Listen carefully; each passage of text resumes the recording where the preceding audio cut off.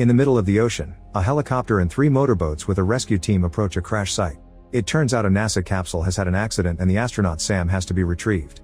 They put her on a boat and quickly take her to the hospital. Sometime later Sam wakes up feeling extremely dizzy. As she looks around the room, she's shocked to find a pen floating above a tray. She's about to reach for it, but she gets distracted by some people entering the room. When she looks again, the pen is on the tray. Then Sam throws up and the doctors tell her it's normal.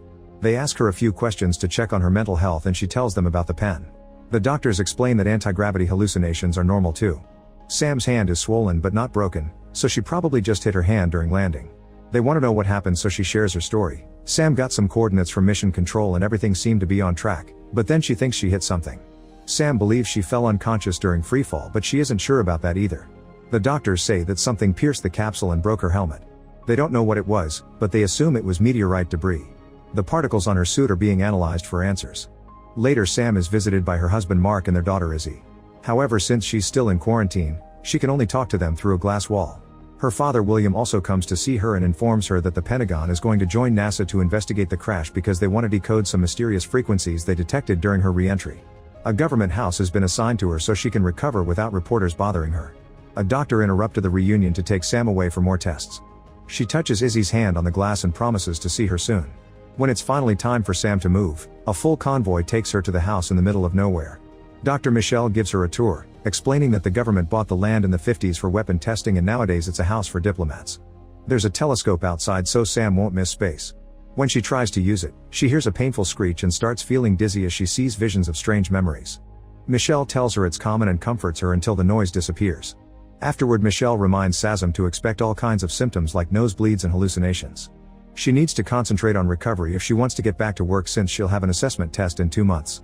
The doctors will come every morning to check on her. After the team leaves, Sam feels a terrible headache so she takes her temperature, but she has no fever. She also moves her bandage to check on her hand and notices an awful bruise. Then she starts unpacking, but she has to stop when her nose begins to bleed. Sam goes to the kitchen to get a cloth for her nose and receives a video call from her best friend Val. While they chat, Sam suddenly freezes and stares at the backyard for several seconds. Val keeps calling her name until she snaps out of it and Sam apologizes, saying she thought she saw something. After she moves to another room, something moves in the shadows outside. The chat continues and Val advises Sam to downplay her symptoms so she can get back to work soon. After the video call ends, the lights in the house start flickering and a loud noise can be heard in another room. Sam goes to investigate and finds the floor covered with dirt and rainwater. There's a chair on the floor and the backyard door is open. Sam goes outside to use the telescope. She looks around the woods and notices something moving in the shadows, but it quickly disappears. With a flashback in hand, she goes to the forest and throws a rock at the area where she saw the moving thing, not realizing that the mysterious being is now on the roof of the house. Suddenly she starts hearing the screeching sound and sees the same visions full of lights and people walking in a dark crash site. The next morning Sam wakes up and realizes she isn't wearing the bandage. She also notices that the bruise is spreading. While she makes breakfast, she's shocked to see an egg floating above the counter. Sam pokes it and it bobbles in the air, and when she grabs it and lets go, it continues to float. However, when the medical team arrives, the egg falls and breaks on the counter. The rest of the morning is spent with Sam going through dozens of tests. While exercising, she feels a sudden pain in her foot and claims it's just a cramp. After the tests are over, Sam lies down with ice on all the sore spots in her body. Michelle apologizes for the intensity but promises all the data they're collecting is very useful for the space program. She asks Sam if she's had any other symptoms, and Sam pretends she's been fine. After the medical team leaves, Sam calls Mark and tells him she'd like to go on a family trip after her recovery is done. Mark thinks it's a bad idea because he believes Izzy shouldn't see them together if they end up getting divorced. Sam is hurt and says they're still figuring things out, but Mark points out they almost lost her, so things have been hard. She was away for months for training, then she was out in space, and he knows she'll take another mission as soon as she can. A desperate Sam insists that they're very important to her and that she wants Izzy to have the family she didn't have. It's revealed that Izzy is adopted because the couple couldn't have kids, however Mark doesn't think it brought the closure they expected. Izzy interrupts the talk to show her drawing of her family with some space people in the sky. Afterward Sam goes for a walk in the woods and starts hearing the painful noise again.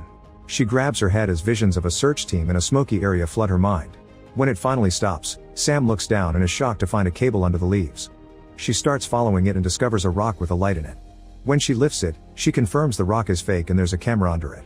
A worried Sam looks around to find another cable and following it reveals a second fake rock with a camera. As she starts making her way back, she trips on a tree root and hits her head. Then Sam wakes up on her bed with a terrible headache. She touches her hair and finds blood. At that moment she notices someone outside and is startled by a man entering the room. He says they found her outside with a serious injury, so they brought her in. When Sam asks who they are, she learns that William has come to visit her. He explains that he called a search team when he arrived and found the house empty, scolding her for not resting. Sam asks about the cameras and William reveals that he didn't tell NASA about all the house details because he didn't expect Sam to go that far. Then he takes her downstairs and opens a secret area hidden behind the furniture while confirming that this is a safe house. They go down another set of stairs while William reveals that this house was built for important people who need temporary hiding. When the final door opens, they enter a big area with plenty of living quarters. The back room is the central system, which runs on its own power source. William turns on the computer and shows Sam that there are dozens of security cameras surrounding the house. In an emergency, the building shuts itself down behind 3 layers of the hardest materials known to man. There's also a defense system, but William doubts she'll need it. After they leave, the screens start glitching. After William leaves, Sam checks the state of her hand, noticing that the bruise is reaching his arm now. She takes a picture and sends it to Val before taking her medicine. Val replies that she just needs to put ice on the bruise and she'll be fine. In the evening, Sam relaxes in the jacuzzi outside while the wind blows quite strongly around her. Suddenly the wind stops and Sam hears some weird noises in the woods. After just 1 second, the wind starts blowing again. A worried Sam goes back inside and calls Mark, but she is sent to voicemail. At that moment the lights start flickering, so Sam grabs a flashlight and goes to the balcony, but she doesn't see anything strange. When she goes back inside, the lights go out and a mysterious monster appears at the door. It takes Sam a minute to register what she just saw, and when she checks again, the monster is gone. Then the lights come back and Sam decides to open the door. She looks around with her flashlight but doesn't find anything this time either.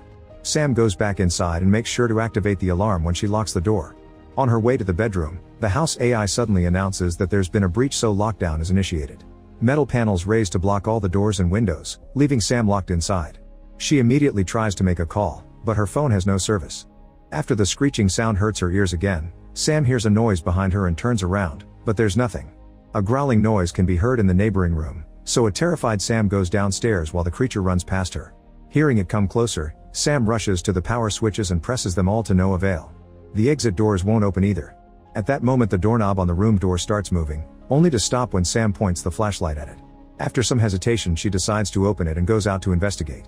Soon the lights flicker and a plant shakes by the window, startling Sam into dropping the flashlight. She quickly picks it up and looks at the plant, only to scream when a creepy hand suddenly touches the glass. Sam runs downstairs and opens the secret entrance, rushing into the bunker area to reach the security cameras. At first the screens don't appear to be working, but eventually she finds the right switch and turns them on. Sam looks at the area around the house and finds the terrifying creature crouching on the grass. However, when the light flickers, it disappears. Suddenly Sam is woken up by her phone ringing and she realizes she fell asleep on the computer desk. She rushes upstairs and finds William with his team, so she tells them there's something wrong with the generator. William confirms they detected some blackouts and sends his people to work. Sam tells him that something entered the house, so William promises to check the security footage. Afterward the tests begin. Michelle looks at the bruising and admits it doesn't look normal, so she'll make an appointment for x-rays. Sometime later Mark and Izzy come to visit Sam. While William spends some time with his granddaughter, Mark and Sam go to the woods to have a private talk. Sam tells him she saw a creature that isn't from this world and wonders if she brought an alien with her when she landed, since her mission was about broadcasting signals into space.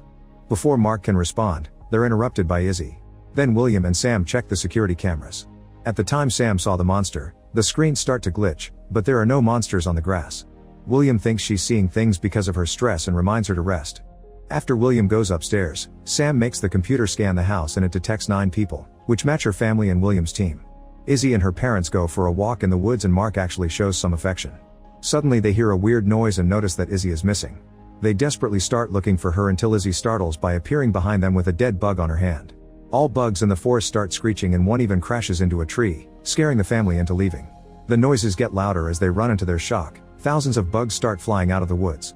The family runs to hide in the house and watch in horror how all the bugs land on the windows to the point that they block the sunlight. Moments later, the bugs are gone and the glass is incredibly sticky. When the couple takes a look, they find all the bugs dead outside the windows. A cleaning team soon arrives to take care of the mess and a NASA officer theorizes it was an environmental issue. Sam asks for any updates on the tests they were running on her capsule, however the labs don't have the results yet.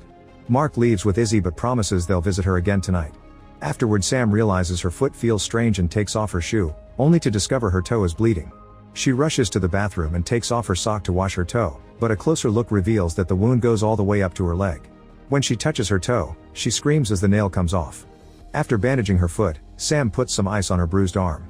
The lights then start to flicker, so she pushes a table against the back door in fear. She also searches the internet for weird bug incidents and learns that geomagnetic disturbances may be the cause, which some people connect to UFO sightings and abductions. Pictures in the article show creatures and people with bruises like hers.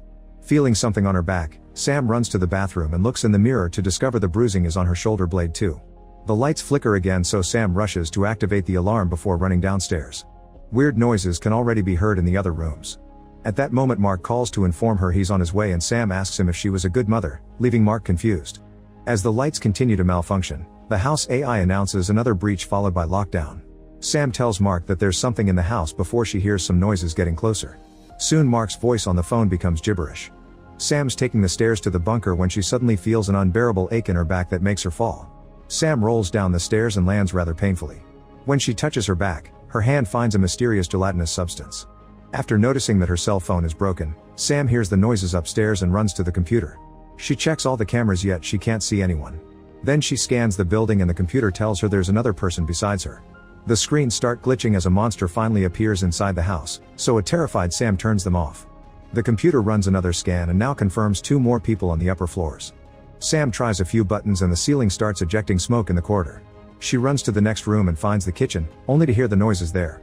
After hiding behind the furniture, Sam sees the reflection of the monster on the oven. Luckily it doesn't see her and moves away, but when she tries to sneak to the door, a second creature comes in and she has to hide again. Sam waits for this one to move too and rushes through the door. Next, Sam hides in one of the bathrooms and blocks the door with furniture. Suddenly her bruised hand starts aching, so she removes the bandage, only to discover that her skin is covered in a mysterious substance. The creatures are pounding on the door, so Sam hides in the shower right before they burst in. Noticing a vent, she kicks the lid in and manages to open a panel that lets her run between the walls. Outside the house, Mark and Izzy arrive and notice that the building is in lockdown. Mark tries to call Sam to no avail, so he leaves the car to investigate. Izzy sees something nearby and runs out on her own. Mark follows her and finds her pointing at a light in the forest. Back so Sam, she returns to the corridor and takes the stairs, but the monster grabs her leg and makes her fall. After some struggle, she manages to kick its paw off and keep moving. Sam sneaks into another space between walls as her wounds glow brightly. Eventually she finds a ladder and climbs out through a hatch in the forest. As she runs among the trees, more of her wounds start glowing and she keeps hearing the sound of the monsters, but not her family looking for her. On the road near the house, William arrives with a team of armed men. He reminds them that they're dealing with something very intelligent before sending them out. While the soldiers search the rest of the house, William goes to the bunker and finds a mess.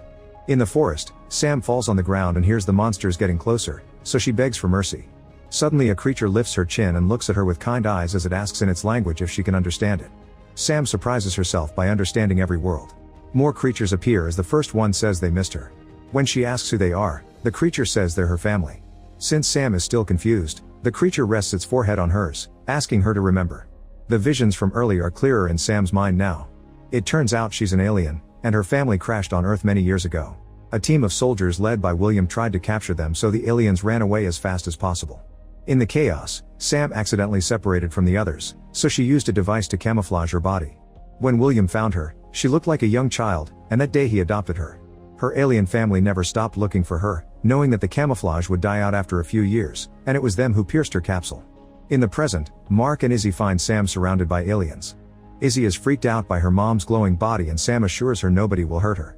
William interrupts the moment, confirming he's always known what she is. He inspired her to be an astronaut on purpose and sent her on that specific mission as bait. Now he wants to capture the aliens as government property, so he calls his team. William asks Sam to tell the aliens to surrender, but she refuses. When he pulls out his gun, Mark tackles him to the ground and punches him a few times.